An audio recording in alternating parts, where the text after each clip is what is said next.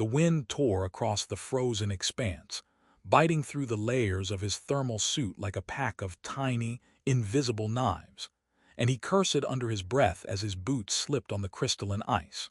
The ground shimmered with a violet hue under the twin suns, making every step feel like walking on fractured glass. He squinted against the glare and reminded himself that he had signed up for this. He had chosen the life of an explorer, a pioneer of the outer edges of human knowledge, but no one had warned him that the edge might feel this much like a knife. Somewhere in the distance, a shape moved, delicate against the white wasteland, its steps almost eerily graceful. He froze, squinting harder, muttering, "Great, a hostile alien to cap off my day." But it wasn't hostility that greeted him. The figure approached cautiously, long ears twitching, hair catching the sunlight in faint streaks of silver and gold. She was small, slight, almost fragile in appearance, but there was an unmistakable confidence in the tilt of her head and the way her eyes scanned him with a mixture of curiosity and judgment. Her expression was unreadable at first, but then her mouth quirked in what might have been amusement. "You humans really are terrible at walking on snow," she said in a voice that was melodic, carrying a cadence that made him stumble over his words. "Do you practice this awkwardness?" He blinked. No, I just fall into it naturally. You try, you might enjoy it." He made a half-hearted attempt at a bow, which ended in him almost tipping over again. She laughed, the sound high and musical, bouncing off the icy cliffs like tiny bells. "I see," she said, tilting her head so the long ears shifted with surprising dexterity. "I should have expected clumsiness. Your species excels at chaos."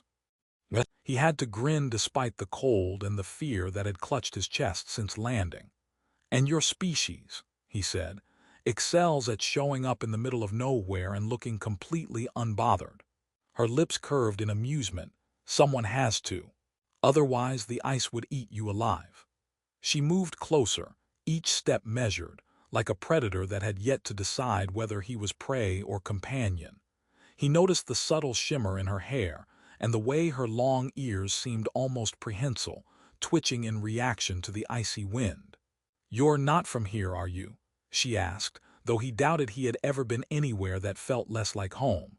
"Nope, totally new. Fresh from a human shuttle that almost crashed 3 times," he said, hoping his humor bridged some of the distance. "And you are?" "I am called Lysara," she replied, and he repeated the name silently, tasting it. It felt strange, elegant, alive. "And you are very much an unnecessary risk to yourself, it seems." He laughed, the sound muffled by his suit. "Explorers take risks, and occasionally we survive them." He gestured toward the distant horizon. "Do you live around here?" "I do," she said, "though I would not call this wasteland home. Not yet, anyway. And you, why are you still standing out here when the temperature is dropping toward the lethal?" She didn't wait for an answer, just turned and began walking, glancing back to ensure he followed. He shuffled after her, boots crunching over ice that seemed to glow faintly underfoot.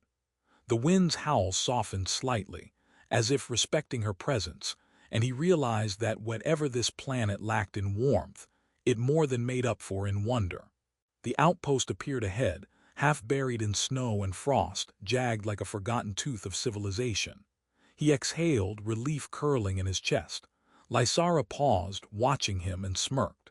"You humans really do make a fuss over minor inconveniences," she said, shaking her head. "We could have walked here in less time, but your antics were entertaining." He gave a mock salute. Entertainment is a rare commodity in the void. Glad to contribute. Inside, the temperature difference was immediate. The stale warmth of the outpost wrapped around him, but not enough to erase the chill in his bones. Lysara gestured to a single, oversized sleeping bag, the kind designed for human explorers, bulky and slightly comical in its proportions. "One bag, one night. Your survival depends on it." He stared at it, then at her, and back at the bag, unsure whether to laugh or panic. "You're saying we—" "Yes," she said, a glint of amusement in her eyes. "Share or freeze, your choice, human." He groaned, but the humor in the absurdity cut through the tension. Ah, yes, the classic sci-fi predicament. Two strangers, one sleeping bag, impending frostbite. I think I've seen this in a hollow drama once. She snorted. You will survive if you cooperate. Possibly, maybe. They stepped inside together, carefully maneuvering their bodies into the thermal pod like awkward, mismatched puzzle pieces. He could feel the warmth radiating from her, faintly alien, subtly different from human warmth, yet comforting in ways he didn't expect. She shifted, ears brushing his shoulder, and he froze. Careful," he whispered. I am careful," she said, tone light but amused. Mostly, now stay still. Minutes passed. Silence, punctuated only by the distant groan of the outpost and the soft snicker that occasionally escaped her lips when he flinched at her sudden movements. And then, almost imperceptibly, she hugged him, not as a claim, not as a threat, but as a shield against the cold. He tensed, but the warmth seeped in, filling not just the sleeping bag but some hollow space he hadn't realized existed in himself. "This is different," he murmured. "Yes," she said softly, the words carrying more than explanation. "Different can be good."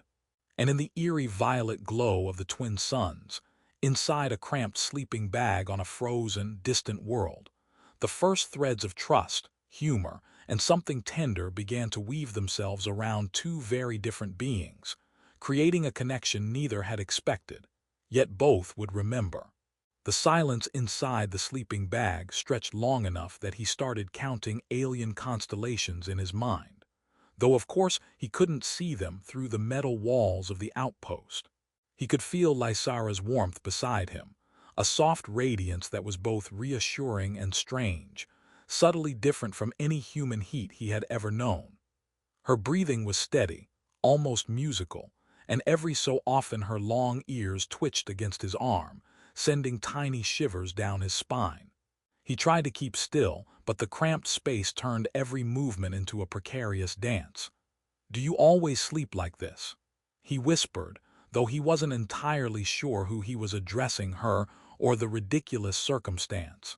"Like what?" she replied, voice calm, almost teasing. "Clinging to strangers for survival," he said, attempting humor. "It's highly recommended in human manuals." "Ah," she said, her lips twitching into the smallest of smiles. "I prefer to think of it as strategic warmth sharing, evolutionarily advantageous." She shifted slightly, nudging him without warning, and he yelped, though not painfully, more from the surprise of her unexpected motion. "Your reactions are amusing," she said. "I've survived asteroid fields, radiation storms, and zero-gravity maelstroms," he said, "and yet this is somehow worse." He gestured vaguely inside the sleeping bag, which only made their already awkward arrangement more tangled. She hummed, a sound that could have been laughter or an alien sigh. "You humans dramatize too much. Even the smallest discomfort is an epic tragedy." He rolled his eyes, smothered by fabric, and muttered, "Yes, because surviving freezing alien tundras is completely mundane." Lysara tilted her head. "It is when you're prepared, or when your companion is skilled in improvisational survival." He blinked at her words, unsure if she was complimenting him or mocking him, and the ambiguity made him grin despite the cold. "Improvisational survival?" he asked. "Yes," she said seriously, "which includes, for example, maximizing thermal efficiency in shared sleeping arrangements without violating personal boundaries too severely." He nearly choked on the mental image. "Ah, yes, efficient, boundary-conscious cuddling, very scientific." "You humans have a tendency to call everything science," she said, and he laughed, the sound echoing oddly in the enclosed outpost. Her warmth pressed against him again, and he realized he had been holding his breath. "Relax," she said softly. "You're not about to turn into a human icicle." Minutes or hours, he couldn't tell, passed in this mix of tentative proximity and quiet conversation. He asked about her planet, about the crystalline ice fields and the fauna he had glimpsed from afar. She explained how certain creatures use the ice's natural vibrations to communicate over long distances, how the light of the twin suns was not only a source of heat, but a rhythm in their daily existence, affecting sleep patterns and even emotional states. He listened, fascinated, imagining creatures that could sing through ice, their voices invisible but resonant. "And humans think our long ears are strange," she said at one point, brushing them lightly against his arm. "They're extremely sensitive, capable of detecting shifts in wind, pressure, and even subtle vibrations in the ground. You would find it unsettling if you experienced it." "I'm already unsettled by being inches away from your ears," he said, teasing, and she laughed, a soft, lilting sound that bounced inside the thermal pod like a small melody.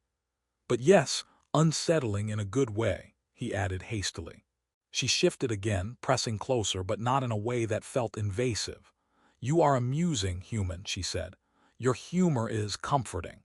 He laughed again, nervous but warmed by both her proximity and the sincerity in her voice. "Comforting, from a long-eared alien stranger in a sleeping bag. That's a new record for me." "You humans underestimate the power of laughter," she said, her voice dropping into a tone that was almost conspiratorial. "Even in the coldest night, even in the strangest situations, laughter is a bridge." He smiled to himself, realizing she was right. The fear of frostbite, the absurdity of the sleeping bag, the alien nature of her presence, it all became a little lighter when punctuated with humor. "Then consider me bridged," he said, and she snorted softly. "Bridged," she repeated. "That is not incorrect, perhaps effective." The night deepened, stretching time into a slow, almost liquid state. They traded stories, small jokes, and cautious touches that spoke more than words. He learned that her species had subtle social cues built into ear movements, how the tilt of the head or the flick of an ear could communicate complex emotions, and she learned that human humor often masked nervousness or curiosity. Every new fact became a small adventure, every laugh a spark in the long, frozen night. At some point, she hugged him again, this time without hesitation, and he realized he no longer feared the closeness. The warmth was different from human warmth, slightly tinged with a soft energy he couldn't explain, but it was undeniably comforting. He said something inane about hoping they weren't breaking any interstellar survival codes, and she snorted, teasing him for overthinking.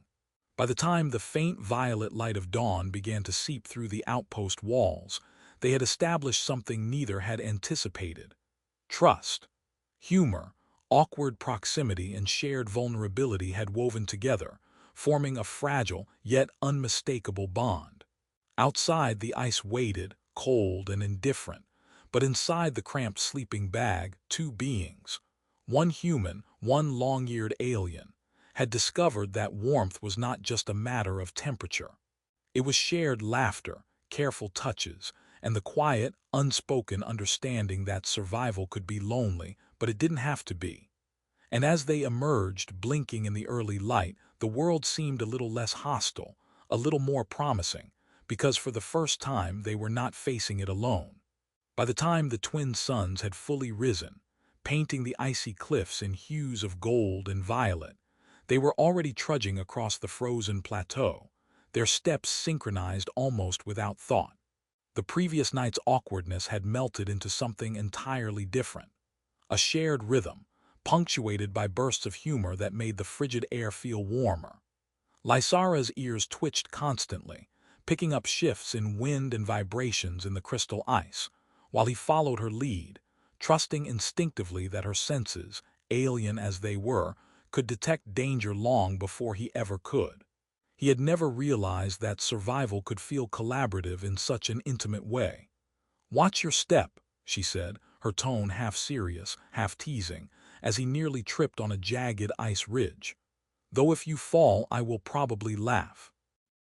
"I'll fall dramatically," he said, arms flailing, "so you have something entertaining to watch while we freeze." Her laugh, light and musical, carried across the ice.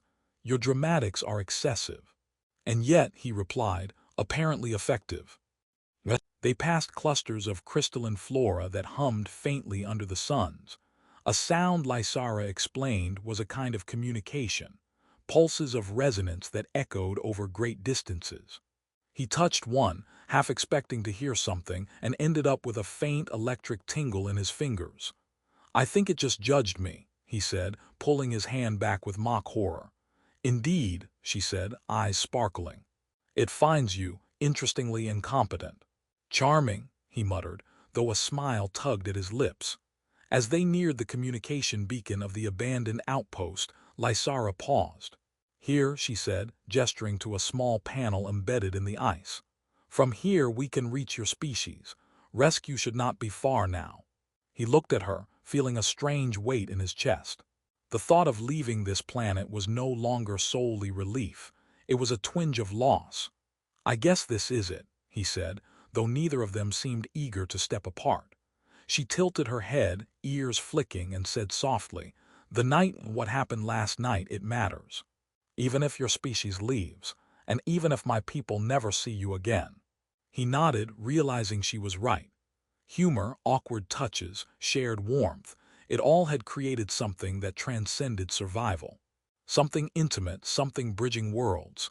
I never thought a sleeping bag could change my perspective on anything," he admitted, a small grin forming. "But it did. It really did." She smiled faintly, and it wasn't teasing. It was acknowledgement. "And you human have learned that survival is more than instinct. It is cooperation, trust, and unexpected closeness." He laughed, a little nervous, a little tender. "That's a very diplomatic way of saying, I learned how to hug aliens without falling over."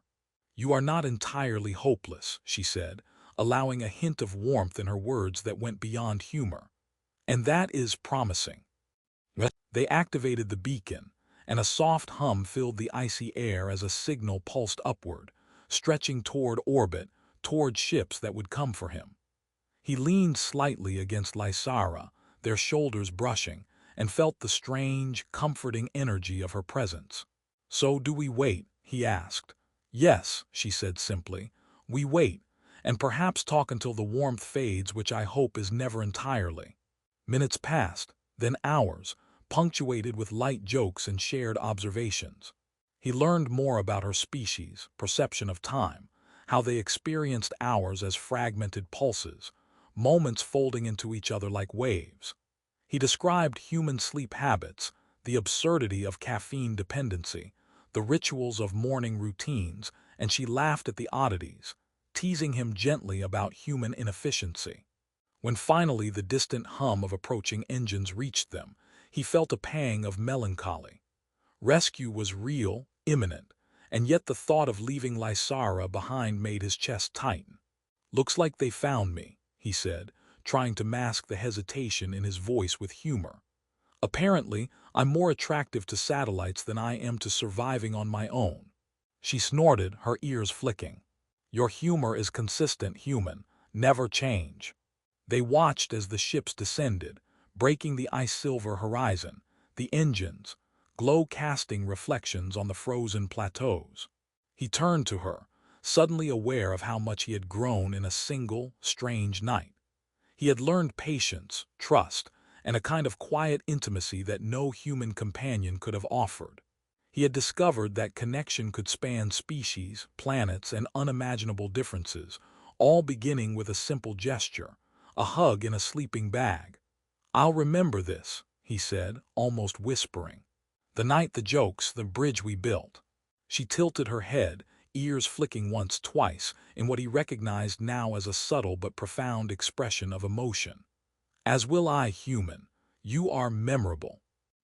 The shuttle's boarding ramp extended, and he turned once more to glance at the icy expanse. Beyond survival, beyond danger, beyond the absurdity of cramped proximity, he realized he had discovered something unexpected. Warmth that didn't just keep him alive, but changed the way he approached life, fear, and companionship. He turned back to Lysara, and they shared a look that carried everything unspoken. The humor, the trust, the quiet, fragile intimacy that neither species had planned for but both had embraced. "Goodbye," he said softly. "For now," she replied, her voice steady but carrying a tender undertone. "You will return in memory if not in body." He smiled, stepping onto the shuttle, feeling the engine's vibrations underfoot. But the cold planet, the long-eared alien girl, and the tiny, miraculous bridge they had built together remained imprinted on him. He had come as a solitary explorer, expecting harsh winds and ice. He left having discovered connection, trust, and warmth in the most unexpected of places.